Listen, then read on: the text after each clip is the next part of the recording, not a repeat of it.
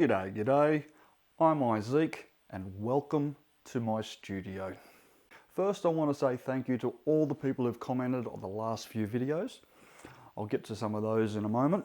Secondly, I would like to apologise for not releasing a video for the last 4 weeks. I did a speaker break-in test and I've had planned to release this video 2 weeks ago to reveal the A/B test. That was a great idea, but unfortunately life happens. I am a single father who works, and Christmas, it happens. I'm here now, 2025. Happy New Year to everyone.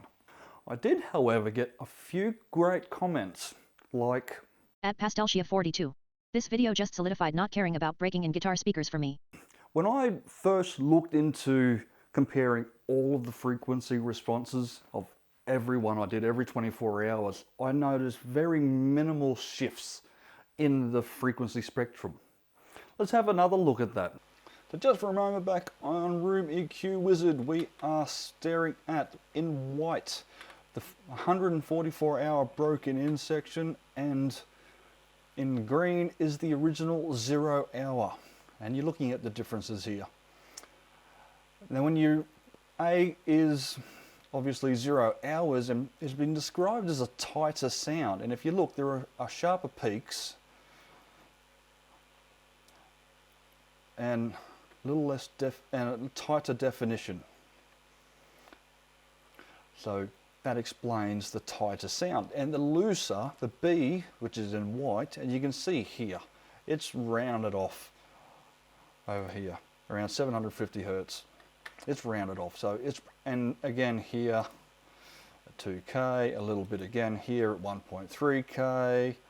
So it's a little less defined, a bit looser sounding. That's the key difference to take note of there. At Barry_Hugh1552. A sounded tighter. B sounded like it was working easier, more broken in. Mate, you're absolutely right. A is the brand new speaker at 0 hours and B is the broken in speaker at 100 hours. You nailed it. Everybody else got it right as well, but there you go. Cemented it in. You're correct. And future note, I'm actually going to reveal the blind test in each video. That way, if I do get held up with life once again, you're not going to be stuck waiting for an answer. A little bit about me. I was once a professional musician playing guitar, bass and vocals.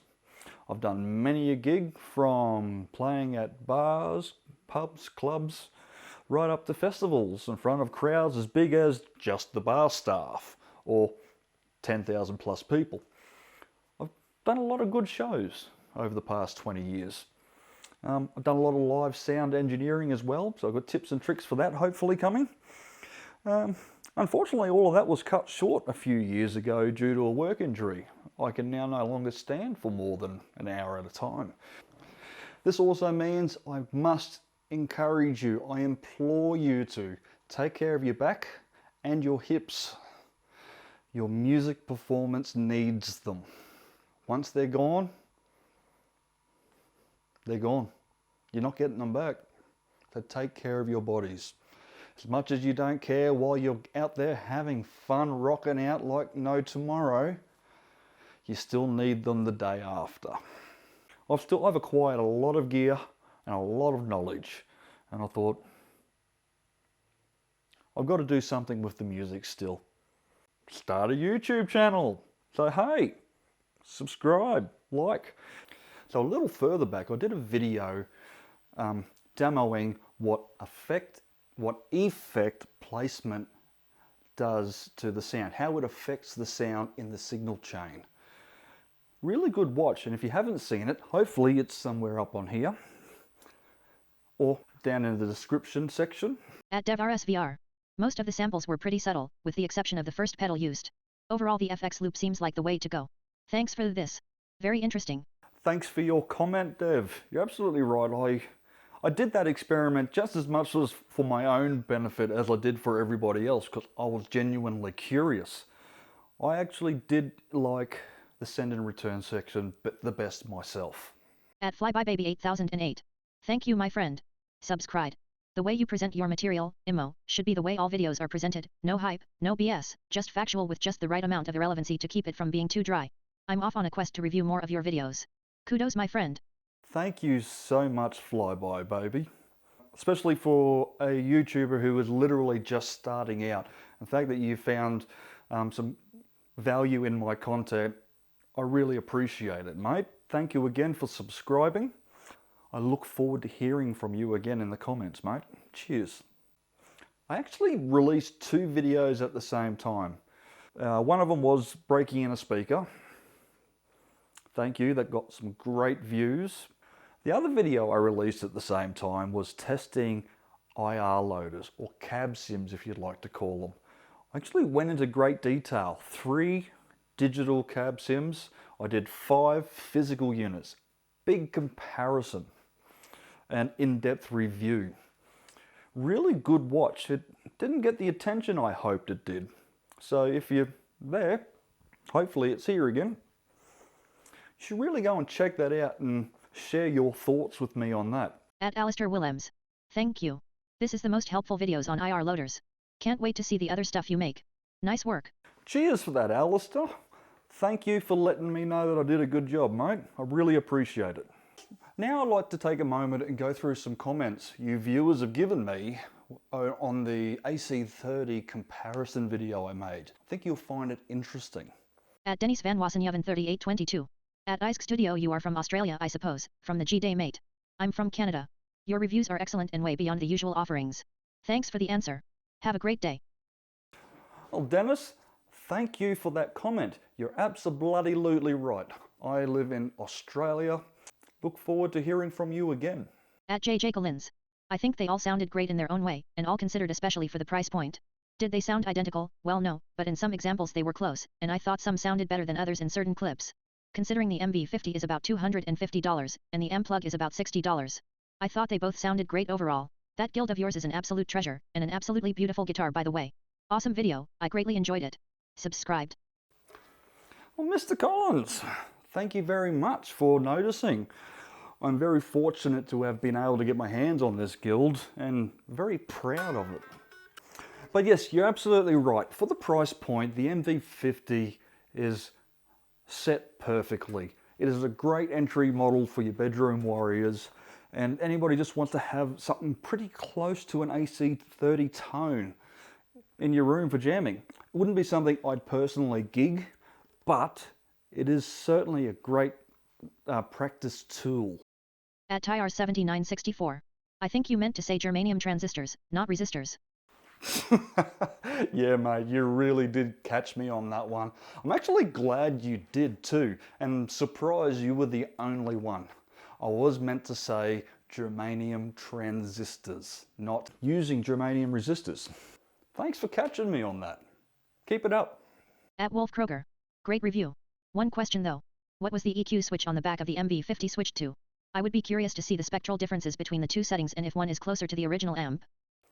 You know, I did consider actually putting that in the video, but I was worried that it was going to take way too much time. Just having it on flat just really made it more simple. And at the time I thought, well, if it's flat, it really should be the more ideal scenario for testing the MV50. I didn't really at the moment think that the deep switch would, I thought the deep switch was more built in to go with the little speaker, because an 8-inch speaker doesn't produce very much low end. So they gave you a deep boost to help compensate for that. But I did test it. I'll get to that shortly after this comment. At Alex the Guitarist 7282. Hi. I do have a question. Have you tested whether the flat deep switch on the MV50 on the deep setting would bring it closer to the AC30 voicing? From what I understand, the frequencies generated by both amps are nearly identical, but the MV50 just seems to have a dominant upper range in opposition to AC30's lower end, in terms of dB. I really liked the proper technical approach you took with the review, far more objective than a simple A/B test.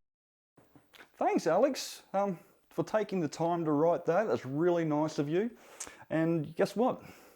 Because a few of you have actually asked, I've done the work.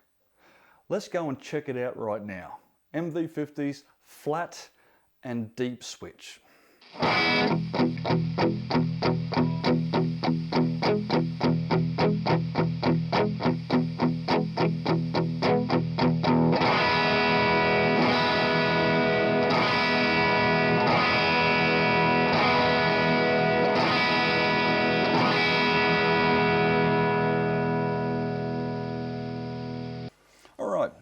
just on the treble booster section to be nice and quick, the flat versus deep frequency response graph. In the white is the flat, and in the red is the deep. Now both of these at the time were using an impulse response via a DI load box.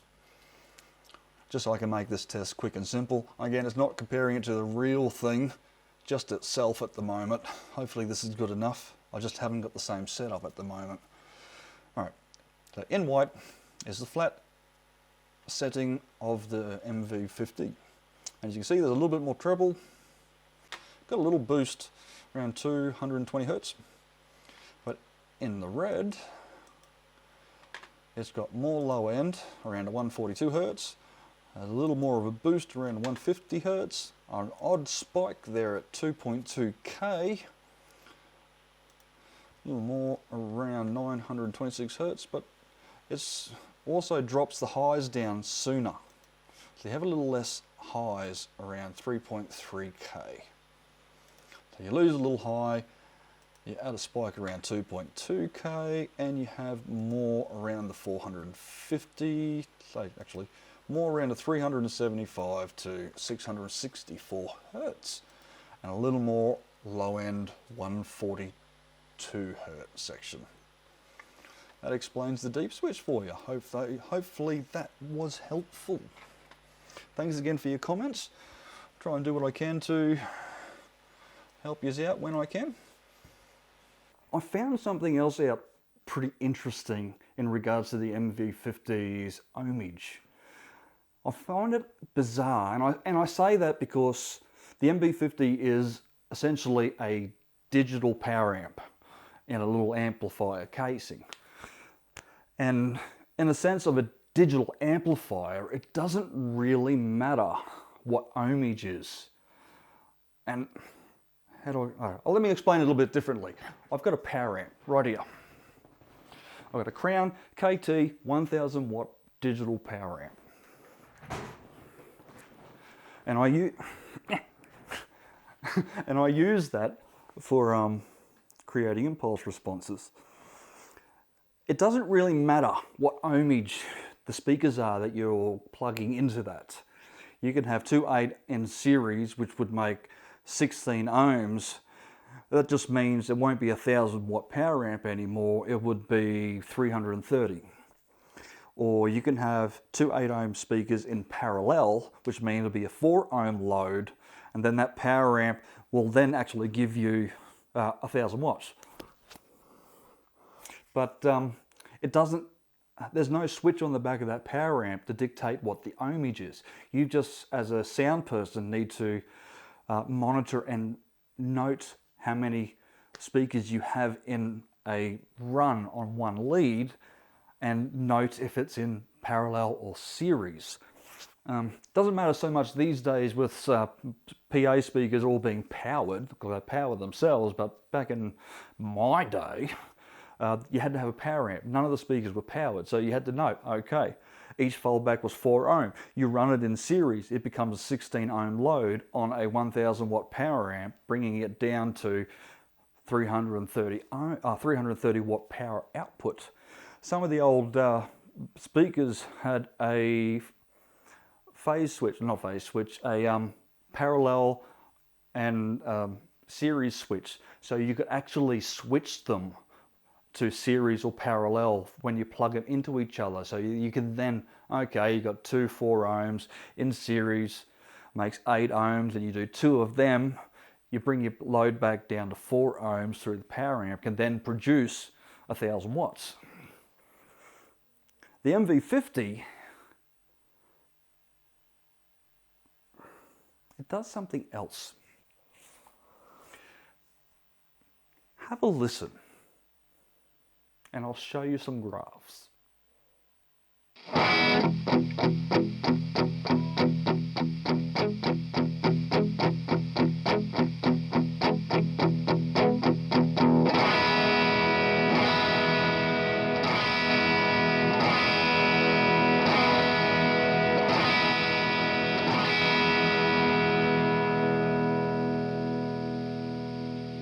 So here looking at the graph of the speaker output ohmage selection.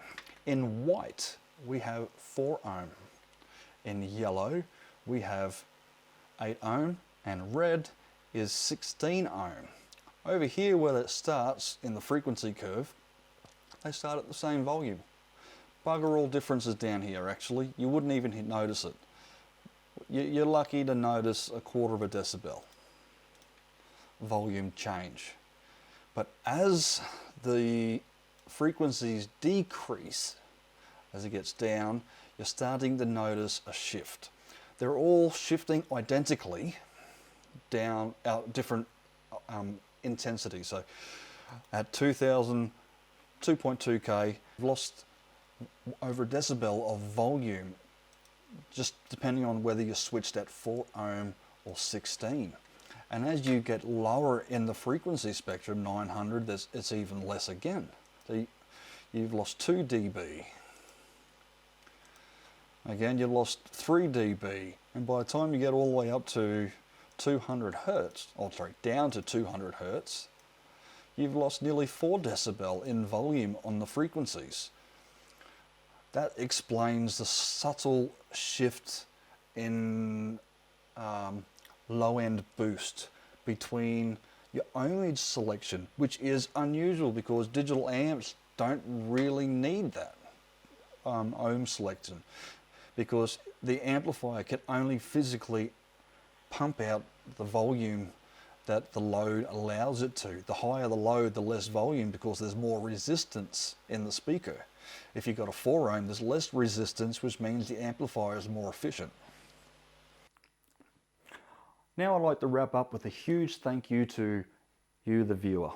Last year in 2024, I haven't had many videos released, but I've still had tens of thousands of views. And I'll tell you what, for a Mr. Nobody, at this date, the 1st of January, I've only got like 150 subscribers. I'm stoked. I'm happy. I really am. So, Happy New Year once again. Have fun. Keep it rockin'.